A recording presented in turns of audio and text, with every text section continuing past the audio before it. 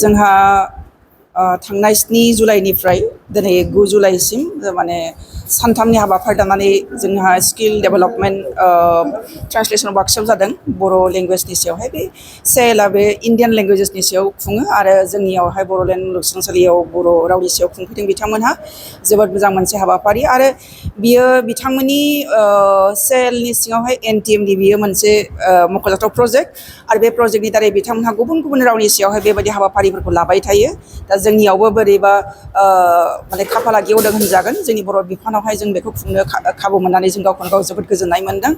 आरो बे सानथामनि जि हाबाफारि लानानै खुंनाय बेवहाय जोंहा गासै सानथामाव 9 क्लास जादों। टेकनिकेल सेसननि क्लासआ 9 जादों आरो बे 9 क्लासाव जों गुबुन आयदाखौ जोङो माने बुथुमनानै बा बिथिंखौ हानहरनानै क्लासफोरखौ लाहोनाय जादों आरो बेवहाय बै जि थिखानाय आयदा बे थिखानाय आयदायाव जायफ्रा रोंगौसार गोनां बा रोंगौथि गोनां रिसर्स पार्सन बिथांमोनखौ जों एखेबारे थांखिनानै लिंहरनानै जोङो बे क्लासफोरखौ लाहोनाय जादों। आरो दिनै जोंनि भेलेडिक्टरि फांसनाव जोंनि बाहागो लागिरिफ्रा होनखादों जे बेवहाय बाहागो लानो मोननानै बिथांमोनहा गोबां मुलाम्फा मोनदों होननानै। थारैनो जों आंबो फ्राय क्लासावनो आंबो थादों आरो खोनासंदों। नंगौ जे मोनफ्रोमबो क्लासानो मोनफ्रोमबो जोंनि टेकनिकेल जि लेक्सार बे लेक्सारफ्रा जोंनि साफ्रोमनिबो थाखाय जोबोद मुलाम्फा गोनां माने खामानियाव गोनां आरो बेफोरखौ जों गोसो लानानै मावलांबाय थानो हायोब्ला जोंनि जि बर' रावनि माने रावस्लायनायनि आयदायाव जिबायदि आवगायनांगौ बेबायदि आवगायनाय खामानिखौ जों आवगायहोनो हागोन। आरो दिनैहाय टेक्न'लजिया ओरैबायदि एडभान्स जाबाय, ओरैबायदि जौगाबाय, मेसिन ट्रेन्सलेसन दङ, बायदिसिना दङ। दा बेफोरखौ जोङो माबोरैहाय इउटिलाइज खालामनो हागौ बेनि सायावबो जोंहा जर'खायै दिनैहाय लास्ट क्लास मोनसे दङमोन आरो बेवहाय बिथाङा एनटिएमनिफ्रायनो फैदोंमोन बिश्वदेब गगৈ। बिथाङा खोब मोजाङै बुंफोरलांदों आरो बेफोरबायदि क्लासखौ जायफ्रा खोनासंबाय गोसो होनानै जानो हागौ बर'नि रावस्लायनाय बिथिङावहाय बिथांमोनहा मुखुबै नांथाबनो हागोन आरो जोंनि बर' रावखौ माने गुवारनिफ्राय गुवार आवथायाव लांनायाव बा टेक्न'लजि बिथिङाव माने गुवार जायगा होनायाव बिथांमोनहा मैखोम बिफाव लाहैनो हागोन। आरो बे बिफाव लानायाथ' जों खालि बड'लेण्ड मुलुगसोलोंसालिनिल' खोथा नंला, एज ए हल बेखौ मावनांगोन। आरो दा जेरैबायदि सेएलआ मावदों बा CSTT जोंनियाहाय दा बिथांमोनहा माने बर', हिन्दी, इंराजि ग्लसारि बानायगासिनो दङ बा बेफोरबायदि खामानिखौ सिगाङाव मावबाय आरो दा मावगासिनो दङ। दा बेफोरबादिनि गेजेरजों खालि बेखौ हार्ड कपिल' दोनालासिनो बेखौ डिजिटेल फर्माव लाबोयोब्ला बियो माने जोंना टेक्न'लजिकेलि जोङो बर' रावखौ माने गुगोलाव जों सार्च खालामबानो मोननो हानाय जागोन। अब्ला जोङो बे बुहुमनि मानसिफोरनो जों दिनैहाय साइन्सनि बेलायाव माबा जापानिस चाइनिस लेंगुवेजफोरखौ जों जेरैबायदि सोलोंनो हानायनि खाबु मोनो, थिग बिदिनो बैफोरबायदि ग्लसारिखौ जोङो डिजिटेल फर्माव दोनहैयोब्ला टेक्न'लजियाव जों लानानै थाङोब्ला बेखौ जों बुबानो मोनोब्ला जोंनि बर' रावखौबो जों गुवारनिफ्राय गुवार आवथायाव लांनो जोंहा खाबु जानानै फैगोन। दासिम जों बे टेक्न'लजि बिथिङावहाय उनफिननानै दङ आरो बे उनफिननायखौ जोङो नोजोर होनानै जोंनि साफ्रोमबो सुबुङानो, आरो बेखौ गुबुना रावबो मावनाय नङा, जोंनि बर' मानसिफ्रानो जों मावनांगोन। आरो बेखौ नोजोर होनानै जों साफ्रोमबो बे खामानिखौ मावनो आवगायबोयोब्ला जोंनि रावाबो टेक्न'लजिकेलि बिराद एडभान्स जागोन।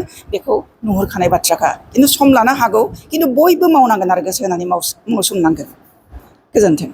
मोनसे फ्ल' फैदों बियो जे बे फ्ल'आ हयथ' लासै लासैनो गोमालांफिननोबो हागौ। मोनफा मोनफा बेबायदि फ्ल' फैयो जे जोंनि गार्जेनफ्रा माने गथ' गथायफोरखौ मोनसे समाव जानो हागौ माने मोजां फरायसालि गैलामोन मालामोन, दा लासै लासै जोंनियावहाय मोजां फरायसालिफ्रा फैगासिनो दङ सोरखारनि माने बायदिसिना हाबाफारिफोरनि गेजेरजों।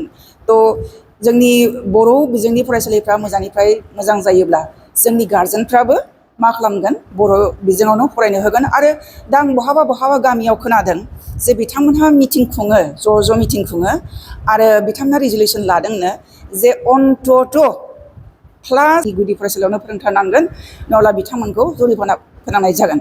दा बैखौ नोजोर होनानै जोंनि जि रांखान्थियारि बिथिङाव गोग्लैसोनाय बर' बिमा बिफा, दा बैफोरखौ नोजोर होनानै हयथ' जोंनि बिमा बिफाफ्रा जोंनि गामि स्कुलावनो फोरोंगोन। आरो बेबायदि जोङो थाखो 5 थाखो 6सिम जुदि जोङो बर' मिडियामजोंनो जों फोरोंनो हायोबा जोंनि गथ' गथायफोरखौ, बे निस्सय बे क्लास 10सिमखौ बे बर' बिजोंजोंनो फरायनो गोसो जाखागोन। मानो होनबा नोङो 6, 7आवसो नोङो गुबुन मिडियामखौ लाहैनांगौब्ला बेयावबो बिराद प्रब्लेम एराइज जायो, जेंना सिखारो। थ' जोंनि फरायसाफ्रा जानो हागौ जिबादि दा दोहौ मोनसे फैगासिनो दङ, जे बे दोहौखौ नोजोराव दोननानै जुदि माने बिजोंखौ जों बर' बिजोङावनो दोनोब्ला बे बर' बिजोंनि इयुनाबो गोजों। आरो बै बर' बिजोंजों फरायनाय फरायसाफ्रा माने बांसिनै जोंनि बिमानि रावखौ सिबिनायावहाय बिसोरो मोजांसिनगोन आरो बे मोजांसिननाय बैबादि सोद्रोमा बैफोरबादि सुबुं धोनखौ जोंनो नांगौ आरो बे सुबुं धोना ओंखारबोयोब्ला जोंनि रावाबो निस्सय माने बे बुहुमाव गोसार होनायाव मैखोम बिबान बानफुंगोन आरो बयनिबो थाखाय खाबु गोनां जानानै फैगोन। गोजोन्थों। राष्ट्रीय अनुवाद अभियान नेशनेल ट्रांसलेशन मिशन CIL পৰা আমি বড়োলেণ্ড ইউনিভাৰ্চিটিৰ ডিপাৰ্টমেণ্ট অফ বড়োৰ লগত কোলাবৰেট কৰি আমি 2খন ৱৰ্কশ্বপ কৰিছিলোঁ। এখন ৱৰ্কশ্বপ হ'ল আমি 3খন বড়ো অনুবাদ আমি ফাইনেলেট কৰিলোঁ, ইয়াত ৰিভিউ কৰিলোঁ। এই 3খন কিতাপ আমি উলিয়াম, অলপ দিনৰ ভিতৰতে পাব্লিছ হ'ব। আৰু তাৰপিছত আমি 3 দিনৰ কাৰণে এটা ট্ৰেইনিং প্ৰগ্ৰেম কৰিলোঁ ইয়াত। সেই ট্ৰেইনিং প্ৰগ্ৰেমটোত প্ৰায় 45-50 পাৰ্টিচিপেণ্টে আমাক ইয়াত ভাগ ল'লে আৰু প্ৰায় 10জনমান স্কলাৰে তেওঁলোকে ইয়াত লেকচাৰ দিলে, ট্ৰেইনিং দিলে। আৰু এই ট্ৰেইনিং প্ৰগ্ৰেমটো অতি সুন্দৰকৈ হৈ গ'ল। বড়োলেণ্ড ইউনিভাৰ্চিটিৰ বড়ো ডিপাৰ্টমেণ্টে আমাক যিমান ছাপৰ্ট দিলে ইয়াত সকলো তেওঁলোকে ফেচিলিটি ইয়াত দিলে, থকা খোৱা ইত্যাদি আদি কৰি গোটেই এৰেঞ্জমেণ্ট তেওঁলোকে আমাক হেল্প কৰিলে। নহ'লে মাইচুৰৰ পৰা ইয়ালৈ আহি আমাৰ কৰাত ইমান উজু নহ'লহেঁতেন। গতিকে এই সুযোগতে মই বড়ো ডিপাৰ্টমেণ্টৰ যিসকল ফেকাল্টি, যিসকল কৰ্মচাৰী, আমি সকলোকে ধন্যবাদ দিছোঁ। আৰু বিশেষকৈ ধন্যবাদ দিছোঁ যিসকল পাৰ্টিচিপেণ্ট, যিসকলে আহি এই ট্ৰেইনিং প্ৰগ্ৰেমটোত ভাগ ল'লেহি। আৰু মই ভাবোঁ এই ভাগ লোৱা ট্ৰেইনিং প্ৰগ্ৰেমটোত ভাগ লোৱা যিসকল পাৰ্টিচিপেণ্ট তেওঁলোকে আগলৈ ট্ৰান্সলেশ্যন কৰিব, বড়ো ভাষালৈও কৰিব, বড়োৰ পৰা ইংৰাজীলৈও কৰিব পাৰে। আৰু তেনেকৈ কৰিলেহে আমাৰ ভাষাৰ উন্নতি হ'ব।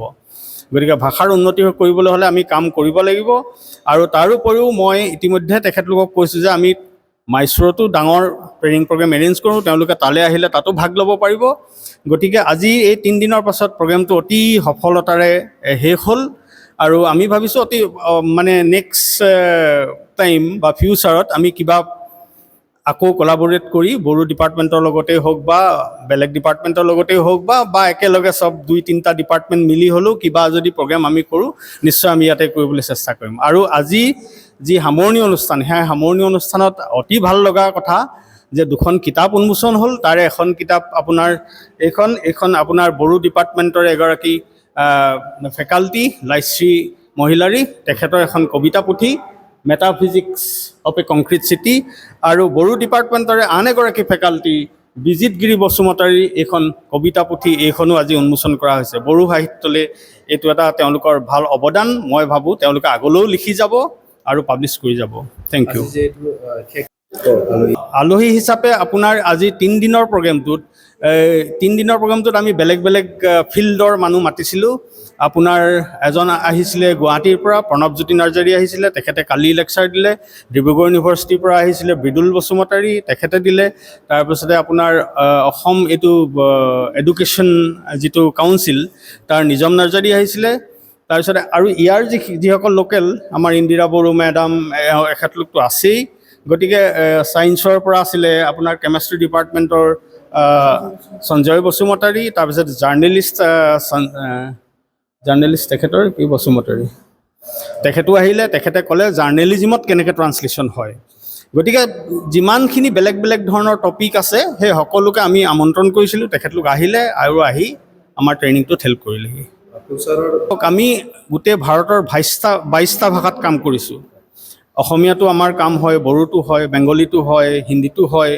গতিকে 22টা ভাষাত হিন্দীত আমি যি কিতাপ কৰোঁ আমি বড়োটো একেখিনি কিতাপেই কৰিম। আমি এইটো নহয় যে বড়ো সৰু লেংগুৱেজ, হিন্দী ডাঙৰ লেংগুৱেজ, গতিকে হিন্দীত বেছিকৈ কাম কৰিম, বড়োত কাম কৰিম, আমাৰ তেনেকুৱা নাই।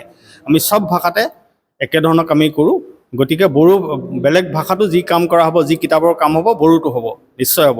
আৰু এটা কথা এইখিনিতে মই কওঁ, যোৱা বছৰ আমাৰ ইনষ্টিটিউটে CILৰ যিটো NTMে ফাৰ্ষ্ট টাইম বড়ো ভাষাত কনষ্টিটিউশ্যন অফ ইণ্ডিয়াখন ট্ৰান্সলেট কৰিলে। আৰু সেইখন যোৱা বছৰ কনষ্টিটিউশ্যন ডেট ভাৰতৰ ৰাষ্ট্ৰপতিয়ে সেইখন উন্মোচন কৰিলে আৰু এতিয়া সেইখন ৱেবছাইটত এভেইলেবল হৈ আছে। সেই কামটোতো আমাৰ ইয়াৰ বহুত বড়ো স্কলাৰে আমাক হেল্প কৰিলে, নহ'লে আমি সেইটো কৰিব নোৱাৰিলোহেঁতেন। এইটো আপোনাৰ 2004 চনত বড়ো ভাষাই যেতিয়া সংবিধানত স্বীকৃতি লাভ কৰিছিলে, তাৰপিছত প্ৰথমবাৰৰ বাবে কনষ্টিটিউশ্যন অফ ইণ্ডিয়াখন বড়ো ভাষাত ওলাইছে। আৰু এতিয়া আমি ট্ৰাই কৰি আছোঁ যি আপোনাৰ 3খন চেণ্ট্ৰেল এক্ট, ন্যায় সংহিতা, নাগৰিক সংহিতা, এই 3খন এক্টটো বড়ো ভাষালৈ ট্ৰান্সলেট কৰিব পাৰি নেকি, আমাৰ ডিছকাশ্যন চলি আছে। Thank you.